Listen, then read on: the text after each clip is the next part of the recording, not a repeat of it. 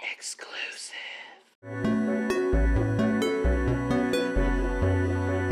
Hello and welcome to Consumer Electronics Review. I'm Reggie. Today we're looking at the features of the new third generation iPad, or the new iPad as they're calling it. It doesn't hit stores until Friday, but we've got an exclusive sneak preview. The new iPad is a little thicker, a little heavier, but it features an ultra-high resolution Retina display, an A5X chip with quad-core graphics, 4G LTE connectivity, and improved iSight camera. But the best feature is that it will bring some temporary purpose to your life.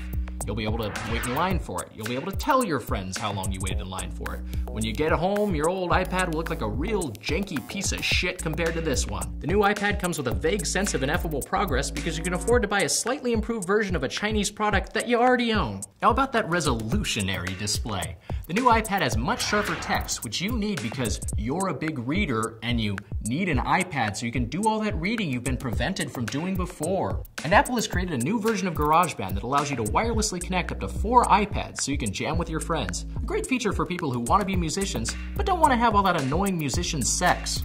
But if there's one thing Apple made clear, it's that you're going to be able to look at pictures of kids on this thing. The occasional butterfly, but mostly kids, and more kids. And these fucking girls in backpacks. There's a picture of a white girl in a backpack being pulled around on a rickshaw by a brown man. The iPad will be there to show it to you in crystal clear HD, which is important because the screen is still smaller than a fucking George Méliès kinetoscope from Hugo or some shit. Speaking of which, be sure to download Hugo from the iTunes store, because I'm sure Martin Scorsese intended it to be viewed nice and small and at the gym. But ultimately, the new iPad is a resounding success because it's still really good to jerk off to. You can escape from your husband or wife, maybe jerk off to those rickshaw girls. Bit by bit, you'll lose connection with all potential sexual partners until you're like a contemporary Travis Bickle, only instead of collecting guns, you'll be collecting shiny jerk-off screens.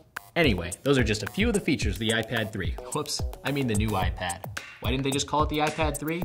Because that wouldn't be pretentious enough for you fucking assholes. Oh look, it's out of batteries. Big surprise. I'm Reggie, and this has been Consumer Electronics Review.